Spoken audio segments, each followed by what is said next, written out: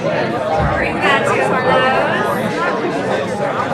All right, so I want to go ahead and hear from a couple more guests to share what's the limiting beliefs that you got to. So, who wants to share? Okay, who wants to share your limiting belief that you got to? Yes, go ahead. I thought, did you raise your hand? Do it. It's kind of like being unable to accept love in the first place. Having experiences, not being able to, I don't really grasp things just because, yeah. So is it that you can't accept love, or I'm not lovable, or what's the belief about you? It's kind of like with my past, like, I don't know, this guy could probably say it better. I don't know, it's just like being how I was raised and everything, never seeing anything like that around me, never having anything. So now if like I get a comment or anything, it just makes you uncomfortable, makes you, kind of run away from it. So just, just kind of hard to do certain things or like take things from certain people because it's the way it makes you feel,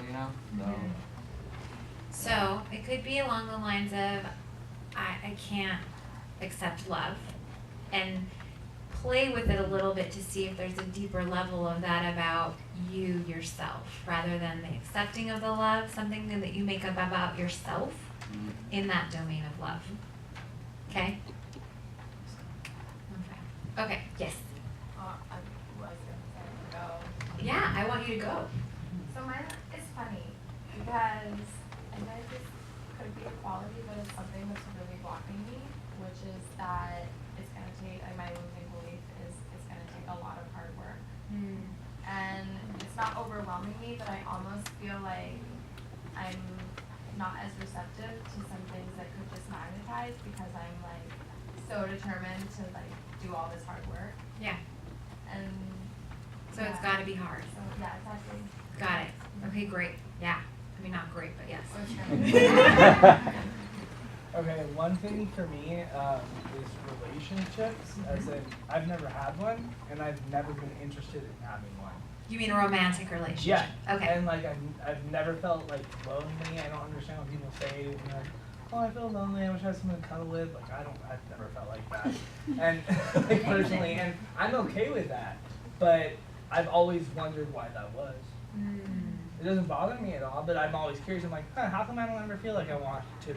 Like I've gone on like 2 dates and like they were just really boring. Like, and they were really great people. Like they were really nice people, but the whole situation for me was just not something that was like in my, I guess, comfort zone, because I'm not out there in my mindset being like, yeah, I want a significant other, and like maybe one day my mindset will change or someone will come across that will change my mind. But I always wondered why that is, that since I've been 18 and I'm 28 now, so in 10 years I've gone on 2 dates and I've never been even interested in wanting to have a romantic relationship or romantic connection Do with you anyone. think that there's a limiting belief that you have that has you kind of not want a relationship?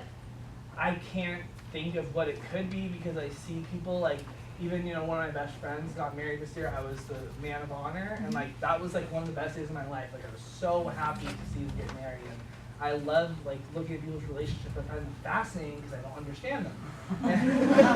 Like I feel like a little bit alienish in that way, but like it doesn't bother me. But I've always just wondered like, why is that? Yeah. So I would do a little digging and searching for you somewhere along the lines of I'm different or something like that, because that's kind of what I'm hearing you say. Like, Yeah, I'm different. but I don't like have being that. different. That's totally fine. And you brought up relationships for a reason.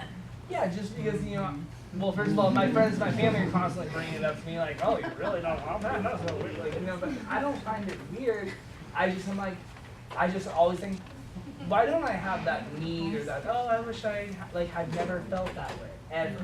Never, I can't think of one time in my life I've been like, oh yeah, I just wish I had someone to cuddle with. I'd be like, get out of my bed. Like, So what was your number one passion? What's that? What's your number one passion? Arts and fashion. Okay, the fashion mogul, right? What gets in the way of being a fashion mogul? Right now, if I'm being 100% honest, some legal issues. Okay. Because I was like literally on the express train like exactly where I needed to be, exactly what company I needed to be, going where I needed to be, and it got a little derailed. Gotcha. So even though you had those issues that showed up, again, there's something underneath that. Because again, we talked about our limiting beliefs kind of generate the experiences we have in life. Right. And so there's got to be something a little bit kind of underneath all of that for you. So play with it a little bit more and see it all come in support in a moment. Okay. Rapture and actually. You guys Alright. will never know, will you? Yeah. So anybody else have a limiting belief that they came up with? They want to share? Yes, thank you. Well, mine's kind of based off of what I said earlier about fear, but then there's kind of an extension of it too. And I think you said something earlier about self-sabotage. Mm-hmm. And that's something that part of me, I'm very aware of the fact that I do that because, there's a part of me that is very confident, like everything that I try to do, because part of me is very much a go-getter, a perfectionist too, like I can do this, and I know I can do this, and I know I can achieve this, and it's not gonna be, like, it shouldn't be such a big deal. But then like, the other part comes in, and it's just like, well, this could go wrong, and this could go wrong, and this could go wrong, and this could go wrong, and my mind just makes a whole list of everything that could go wrong. Well, the other side is telling me, well, you don't need to worry about those because those won't happen. Yeah, so you're in constant conflict. So what's the belief you have about you that has you see all that can go wrong? Usually I would this probably- limiting belief is like a I am or I'm not, something like that. I would probably have to say that, not feeling, sorry, It's okay. not feeling good enough. Mhm. And, the ironic thing about that was that my dad passed in November from lung cancer. And at his memorial, my mom had shared that he had struggled his entire life with that because of how his family and how the education system made him feel. And he was in law enforcement, and he was very well loved. He didn't look at race or anything like that. He helped anyone regardless of what it was, and a lot of people did love, respect, and appreciate him, but he never felt good enough. Even after all of that, and I had a very close relationship with him, and that was something he never shared with me. So to know that he had struggled with that same exact thing, Yeah. and I struggle with it, and Yeah. I still struggle with it to a certain extent. Yeah. Well, So and look, we it's a- learn a lot about how we view the world from our parents. That's a big, huge factor. And it was an eye opener for me too, because like I said, after his passing, a lot of things just started happening for me. Yeah. So it was kind of like I looked at it as like, that was him kind of sending a message to me from the other side, like I don't have an opportunity to fix this, but you do. Mhm. So That's beautiful. So. Break the cycle. I mean, Yeah. I'm still working on it. Great. It's still something where that voice is saying like, no, these things are gonna happen wrong. But then I'm still trying to like push through it. Yeah. And it's definitely a struggle, I will say that. Yeah. Because you have certain patterns that happen in life that show you how things could go wrong. Mhm. And then trying to switch that and believe no things can actually go right, especially when you've had all these experiences that show that things have gone. Right. No, I think what you're saying is perfect, and thank you so much for being so open and vulnerable and sharing that. I That's not really all of it, appreciate it. but that's. I know. Trust me. I know. We're gonna handle that. Okay. All right. Awesome. Thank you so much. Okay. So what you're gonna do now is you're gonna turn back to your partner and work with whatever the belief is that you got to.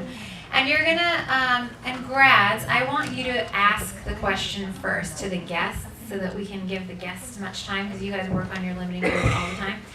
So grads, work with the guests and you're gonna ask them, if you had a breakthrough in this belief, whether it's the belief of not being good enough or not being lovable or whatever your belief is, what would be possible? And then they're gonna answer the question. So guests, you'll answer the question. And then you'll ask them again, grads, what else? What else would be possible? And keep asking that question, what else? Because you're going to find that when you have a breakthrough in that belief, it can trickle out lots of different ways. So, ready, go.